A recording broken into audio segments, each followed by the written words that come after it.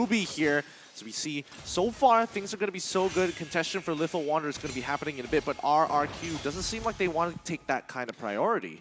RRQ can stay passively in this whole game. In the early stages, yeah, surely they can be aggressive, but at the same time, they're going to be happy with just taking their own side of the jungle. But instead, they actually already stole one green buff. Yeah, that's the thing with Vin playing that Angela. You can hear the screams already in the crowd. There is the first blood by Razor, by TODAK already striking it here in the first minute. A good Abyssal Arrow coming in from Moon here as the engagement from Chiku continues against Sin. He's losing this matchup here. He's going to take one more shot and forced to recall as they continue to take that control. I thought the vertical jungling situation was going to happen here, Wolf. They didn't push through. I guess that they are so concerned that there could be cross-invade coming out from TODAK. They saw that the focus from TODAK was in the mid lane anyway, so that kind of give a little bit of information for RRQ Hoshi to get back into that orange buff. However, already the mid lane.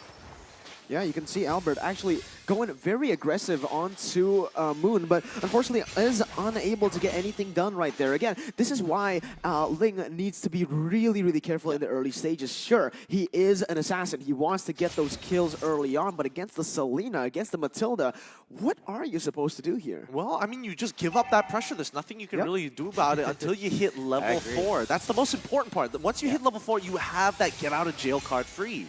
Yeah, you can see that RRQ Hoshi already taking, TODAK taking advantage of the bottom lane, where Chico guys is really bullying Sin out of this. But Sin actually able to just get all of the special siege minions out there. He's same the level with Chico guys, so even when he's bullied out of lane, he's not missing out on farm anyways. Yeah, that's the veteran power coming in, man. We know that he knows everything to do with Mobile Legends. The experience comes in very, very hard, but we need to see this. What is going to happen? Albert does have that purple buff. A fight might happening here, but Albert chooses to go to the top side. It's going to be Momo using the Falling Star Moon to get out of there.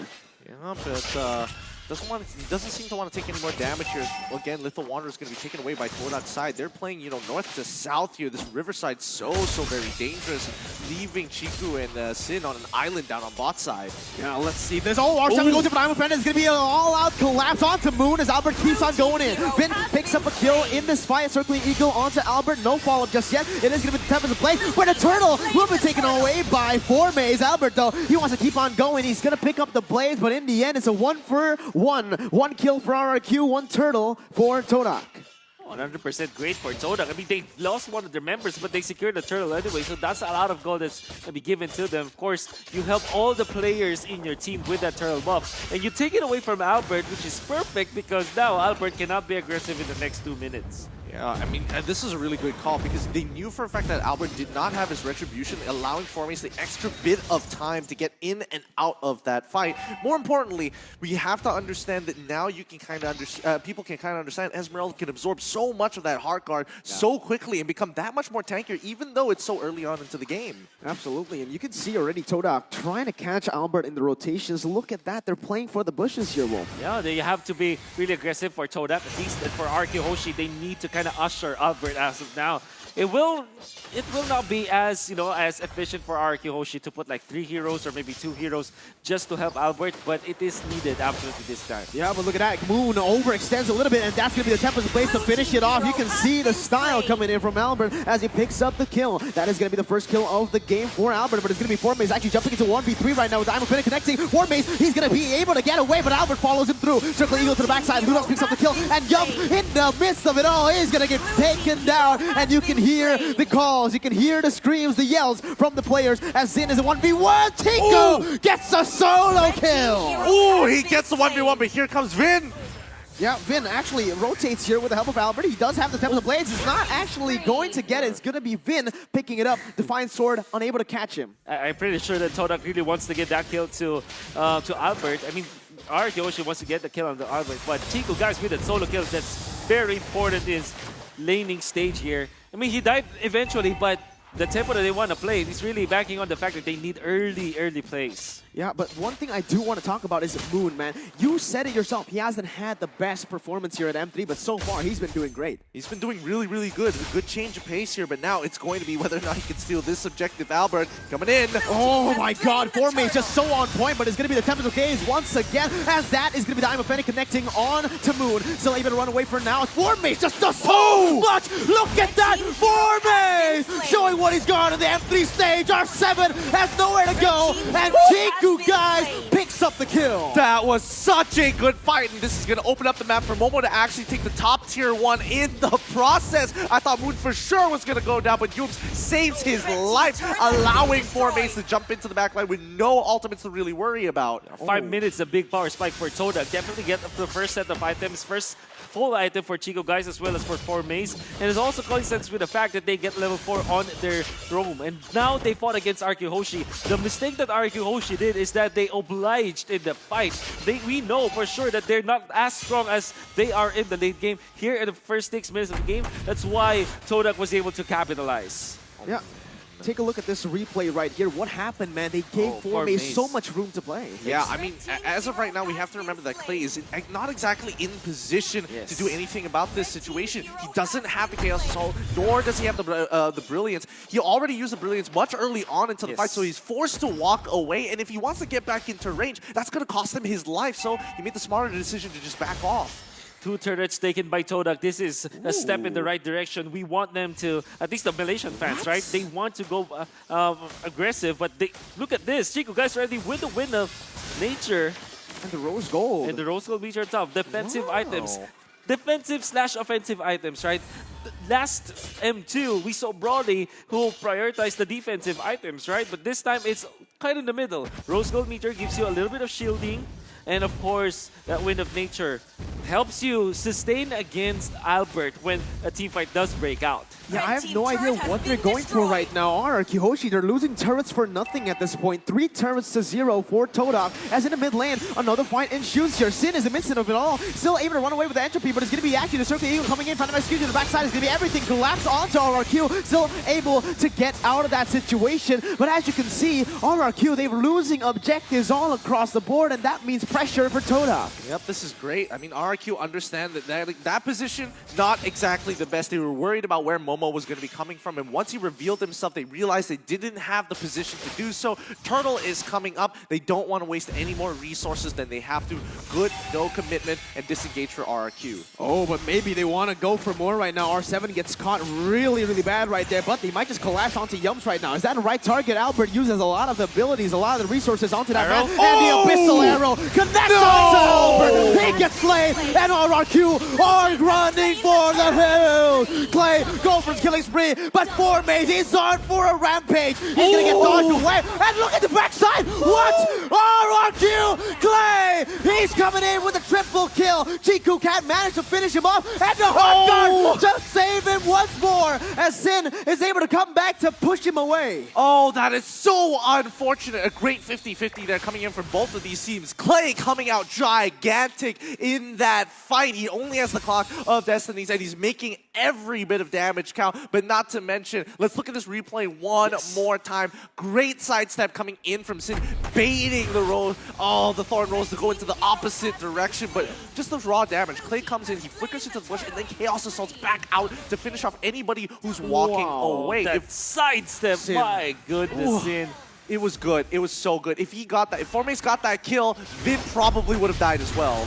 Dude, in Indonesia, he made this exact same play, but on the Esmeralda, he literally dodged everything, and he's doing it at the world stage. You know, even when they're behind, they can still pull off these mechanical power plays. I wonder what item Sin picked up actually to provide him with that kind of movement speed, but at the same time, he really utilized the spacing so well, even like trying to push away Chico guys when the fight already broke out. Then again, TODAK gonna be back in business as they take out another turret. That's the 4th one compared to 0 of RRQ Hoshi. I mean, so far it's looking good here. I mean, The kill score is pretty nice overall, but on the top side, in the cross-map plays that are being made, it's just tough. It's tough to handle as RRQ wants to stick together. Yeah, but look at that. Albert actually jumps in all the way to the backside, still able to get one kill, goes away instantly with the Phoenix points and able to get away, but Clay will be able to get out of that one as well. This is just clean by RRQ, but the problem still stands. They have no pressure. They're losing all fronts in the side lanes. Now, big play coming out from Albert as he already calculated that in his head, right? He is a master of the Oling anyway, so he knows his limits. Oh! Oh my god, so close. So close by both the members, man. Formace jumps in. I'm offended being used, but missing out. Everything is just so well calculated, and this is where we actually can see TODAK and RRQ's mechanics, man. You know what? I think that TODAK's actually happy with that, as Formace actually forced the usage of the Wind of Nature coming out from Sin. So that's already done and dusted. As expected, the Hunter Strike was the choice for Sin. That's why he was moving so quickly when he was being chased down by Formace. And now TODAK still has got the lead, but RRQ Hoshi are stacking up the items now. With Dominance Eyes on R7, maybe they can fight. Yeah, Moon so far has been landing some really good Abyssal arrows so far. This is the Moon that we were hoping to see during the group stages. Looks like he's feeling much better, but that might not be enough. Bottom tier 1 goes down, and we're already seeing the endless battle coming out of Albert. Yeah, that's really what's scary about the Ling. All of a sudden, you get turrets down just because of the split pushing tackle. I mean, TODAK, they saw an arrow, they flew an arrow in the mid lane, it hit, but they cannot engage. The moment that they spent about maybe 5 to 10 seconds in bad spots, RRQ Hoshi can easily punish that.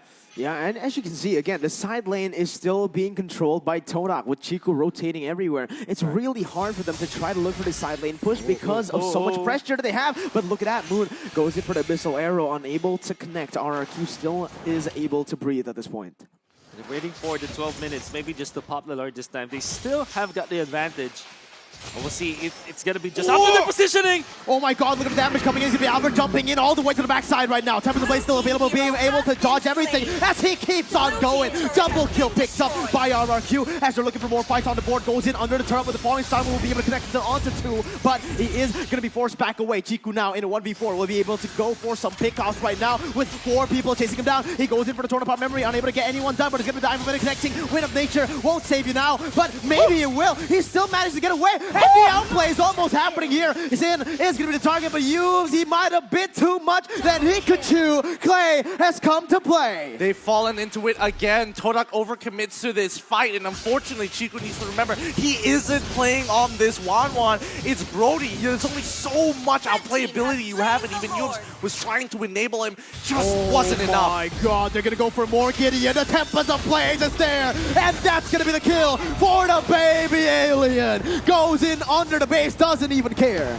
Oh, baby alien, this is a masterclass once again coming out from Albert. We already saw the Paquito, now we're seeing the Lig. This is well done coming out from Albert. He knows exactly his limits. He can dive, and we can see his in-out tactics coming out from RRQ Hoshi, just really not helping TODAK to their case. TODAK is very all in, and once RRQ Hoshi finds an opening, they strike. And you can really hear RRQ Hoshi now. If you're here in Suntec, my god, their screams can be heard even from a distance. It's a shaky start for RRQ. We gotta talk about that, man. It looked like they were all over the place, but what happened instantly after one team fight? Yeah. That's the Indonesian RRQ. That's the MPL ID special right there. One team fight is all it takes to turn it all around. And look at it. In the 1v1, Albert, what was that? He goes in and 1v1s Formace out of nowhere. And the Lord will be taken down in the mid lane. Oh my god, that's just beautiful. It really was. He manages to take out Formace of all people, and now the backline is not going to get pressured like you would expect it to be. Oh, here we go, the play! Oh my god, R7 goes in for the I'm offended. Look at Clay! Clay! He keeps on going in, and just like that, in 14 minutes, they're going to look for the end. Momo has nowhere to go. He's forced to go back under his base. The fountain is next, but look at Yumes. They're going to go killing sprees all across the board as the kills will not matter. The objectives have been taken by